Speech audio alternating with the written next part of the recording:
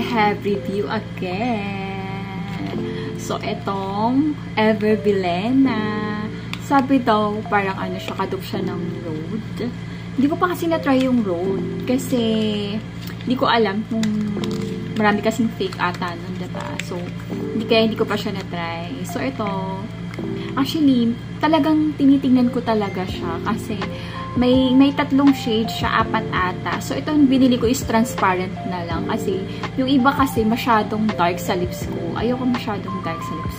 Parang nagiging strong yung face ko. So, ang napili ko, since marami naman ako mga lipsticks, gusto ko kasi yung light lang. So, wala sila. So, ito na lang transparent yung, pinilit ko. So, ang ganda. Parang, dupe daw to ng room. So, actually, tinay ko na to doon sa... And then, ang maganda sa kanya, hindi siya sticky sa lips. Kaya, nagustuhan ko siya. And then, peptide na siya. Alam niyo naman ang peptide. Maganda, anti-aging siya. Marami talaga akong lip gloss. Kasi, yung iba kasi sticky talaga. Lalo na yung gawa sa China. Ay, sikat kasi yun eh. Tsaka medyo pricey din siya. Pakita ko sa inyo. Nakalimutan ko yung brand niya eh. So, ito yung sa Shopee, nabili ko lang din. So, ito, sobrang lip glow. Sobrang sticky niya sa lips, kaya hindi ko masyadong magamit eh.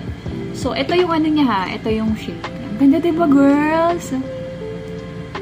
Ang ganda. Sobrang sobrang bet na bet ko talaga siya. So, yan. Tapos, actually, compare ko sa inyo, girls ha. Yung mga... Meron din akong NYX. So, ito, 3 yung shade na kinuha ko. Ang problem kasi sa kanila is yung, yung napuputol. Actually, 2 na yung naputol. Nakakainis. So, ang shade nito is Newsfeed. Meron pa akong isa nito. Ang problema is yung tsaka medyo sticky siya, kaya ayoko. So, ito, meron din akong color na Scrollin'. So, ito, okay naman. Medyo brown. So, ito, meron din akong color na That's Chic. So, itong 3, NYX. So, nabili ko rin to sa Shopee. And, medyo pricey siya. Parang 400 plus ang isa. So, ito. Ito, mura lang. 200 plus. So, hindi ko alam kung nagtatagal siya. Kasi, nag-swatch ako before nung, Careline. Medyo brown yung color niya, so hindi ko siya pet. Pero maganda sa lips, and then hindi nagtatagal naman siya, hindi siya malagkit. So, isa lang naman ang owner ni Ever Bilena tsaka Careline, I think. Kaya, yun. Tapos, so, baka itry ko next time yung Rhode, kasi medyo na-excite ako dun sa Rhode na yun. Yung asawa ni Justin Bieber. Tapos, meron din akong Fenty Beauty. Ito, Fenty Beauty. So, maganda naman siya. Actually, maganda talaga siya. Kaso nga, sobrang pricing niya. I forgot. Parang 1.8 ata ang isa nito. 1.9. Nakalimutan ko. Sa Shopee ko rin siya binili. So, ito. Original siya, girls. And my shade is Sweet Mouth. And gusto nga try ko yung yung shade nitong dalawa. Fenty Beauty. So, ayan. Maganda talaga siya, girls, actually. Pero, alam mo yung nakakahinayang siya gamitin. Kasi, ang bilis lang din niya mawala. Plus, syempre, pag kumakain ka, diba, nawawala din. So, parang, nakakahinayang siya gamitin. Kasi, sobrang mahal. Tapos, hindi naman siya, ayan, ganyan siya. Panalo talaga siya, actually. Panalo. Greener naman talaga yung pagka-glossing. Pero lumalaban si Ever Bilena. Ito tsaka meron siyang peptide lip care. Kaya pet na pet ko siya.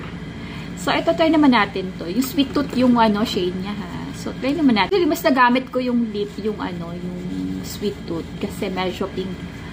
A little bit lang siya. Transparent. Ito may color to Medyo brown siya. Ayan. Hindi na makita kasi ayan. Tsaka masarap siya, in fairness. So, makita nyo, may color siya. Medyo brown. So, ayun.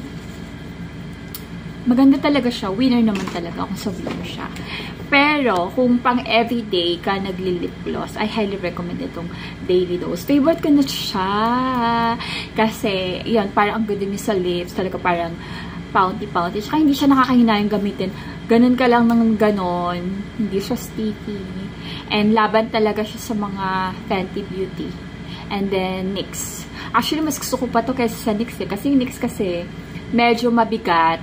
At the same time, medyo pricey din siya. Like, almost 500 na din. So, I highly recommend ko to, girls. So, bili na kayo. Marami siyang shade. Kasi hindi ko lang talaga bet yung shade niya. Sana meron silang light pink, baby pink. Yun ang problema sa mga Everblend or ano. Hindi ko talaga bet ang mga shades nila. Masyado pang morena. So, ako, yun lang. Kaya ito na lang binili ko.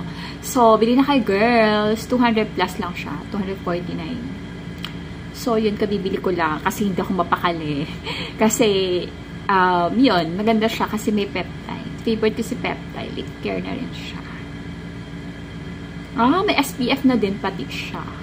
So, yun lang, girls. Marami pa akong i-share sa inyo. As in talaga, naipon siya. Kasi sobrang na-busy ako sa jowa ko and then travel kami. So, ayun lang, girls.